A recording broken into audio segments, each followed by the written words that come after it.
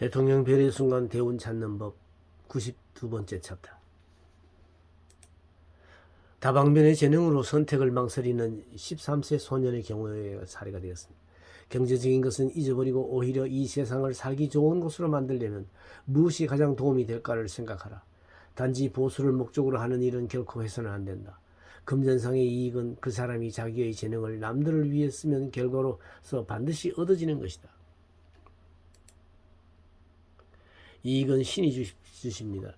명예나 부는 결과로서 반드시 오는 것이니 보람있게 보낸 인생의 결과로서 그리고 남들에게 해준 봉사의 결과로서 받도록 하십시오. 남들을 자신의 명예나 부의 발판으로 이용해서는 안 됩니다. 케이시 직업의 철학의 기본 개념 세 번째는 몸 가까이에 있는 것을 활용하라는 것입니다.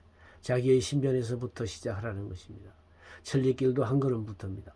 더구나 그 첫 걸음은 그 사람이 지금 서 있는 곳에서 시작되는 것입니다. 하느님의 인도를 기원하십시오. 당신을 하느님의 손에 맡기십시오. 주여, 나는 당신의 것입니다. 당신의 뜻대로 나를 써주십시오 하고 말하십시오.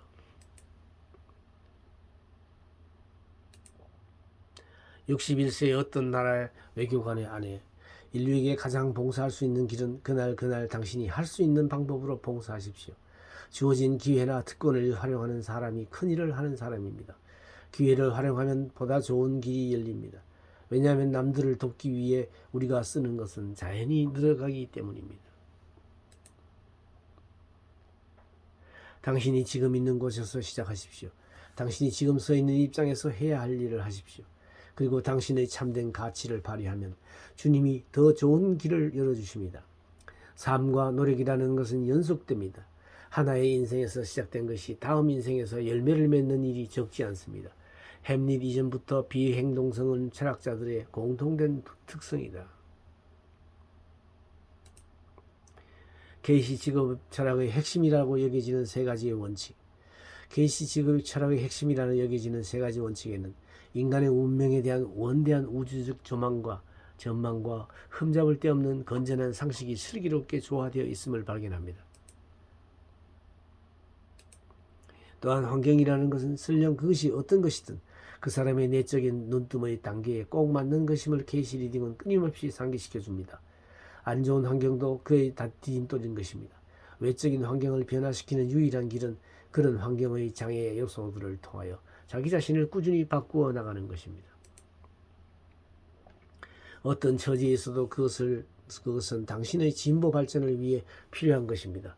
사람은 나날의 공동생활 속에서 여기에서 하나 저기에서 하나 하면서 자기 자신의 이상을 실천해 나가야 합니다.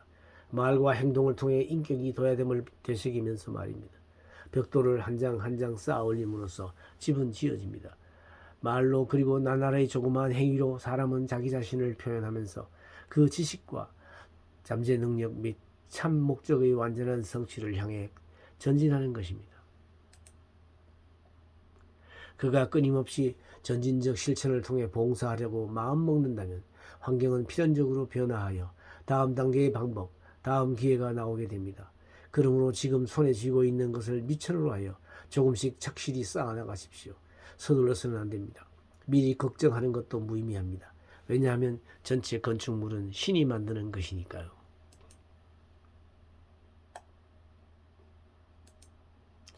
노년을 준비하는 마음가짐.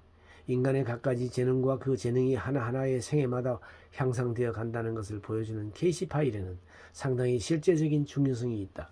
그 하나는 우리의 앞길에는 각자의 노력에 따라 무한한 가능성이 열려 있다는 희망을 리딩의 기록들이 준다는 점이다. 현재 어떤 재능을 얻기 위해 투자하는 시간과 에너지, 신중한 생각과 배려는 모두 자신의 예금 통장에 저축되어 미래에 쓸 수 있는 자산이 되는 것이다. 윤회의 개념에 따른다면 어떤 노력도 결코 헛되지 않다. 절망 따위는 사실상 있을 수 없다는 것을 깨달을 수 있다. 어떠한 순간에도 사람은 자기 자신의 미래를 창조하고 있는 것이며 그 미래의 기초를 닦고 있는 것이다. 미래는 지금 이 순간에 적극적으로 그리고 건설적으로 노력하고 있느냐, 아니면 표면적인 장애에 굴복하여 소극적인 태도가 되어 버리느냐에 따라 결정되는 것이다. 늙음이라는 인생 후반기의 특징인 체념이나 무기력 내지 자기는 이제 아무 쓸모도 없어졌다는 느낌이 필요가 없다는 생각을 여기서 하게 되는 것이다. 보통 생각하는 노년이라는 것은 하나의 미신적 관습에 불과하다.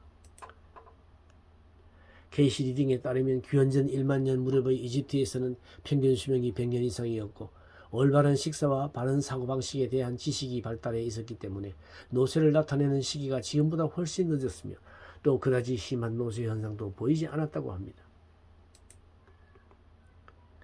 노쇠는 대부분 그릇된 시기, 습관과 생활방식, 사고습관의 원인이 있다는 것. 현재의 노인관의 마음 태도는 가로의 인생관, 곧 수평적 인생관에서 유래됩니다. 즉 시간과 공간이라는 평면적 차원에서 자기와 남을 비교하는 습관에서 비롯되는 것입니다.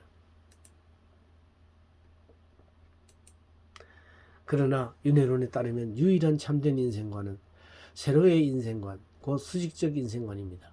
모든 사람은 오직 자기 자신을 능가하기 위해 노력하고 있는 것이므로 어떤 의미에서 진보란 오로지 인간과 신과의 관계에서의 진보인 것입니다. 경쟁이란 유물론자들의 환상에 불과합니다. 영적 사실에 있어서는 보다 낮은 자기 자신과 경쟁하고 있는 것입니다. 새로운 능력이나 재능의 창문을 열어 나아가는데 조용히 시간을 바쳐야 합니다. 그렇게 함으로써 미래에 환생했을 때 늘 내적 부의 기초가 딱 낀다는 것을 확신해야 합니다. 또 이것은 땅에 보배를 쌓아두지 말고 하늘에 보배를 쌓아두라는 예수의 말씀에 대한 해석의 하나이기도 합니다.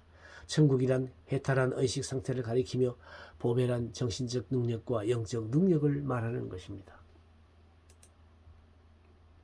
케이시 리딩은 때때로 분명하게 인간은 그 삶의 마지막 순간까지 건설적이어야 한다고 말합니다.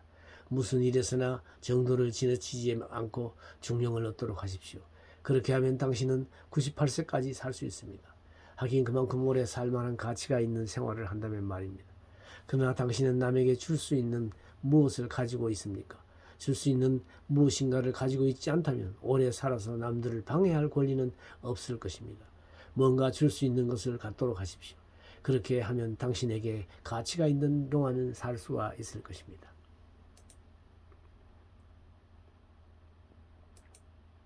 현재를 위해 준비를 하는 것입니다. 늙음은 자연히 당신을 무르익게 해줍니다. 사람은 마음과 목적이 젊으면 젊은 것입니다. 젊음을 유지하고 싶다면 언제나 따뜻하고 친절하며 매사에 충실하도록 하십시오. 자신의 일을 자신이 할 수 없는 사람들을 위해 자신에서 뭔가 도와주십시오. 자기를 잊고 남을 행복하게 해주십시오. 남을 도와줌으로써 당신은 그 막연한 걱정에서 해방됩니다.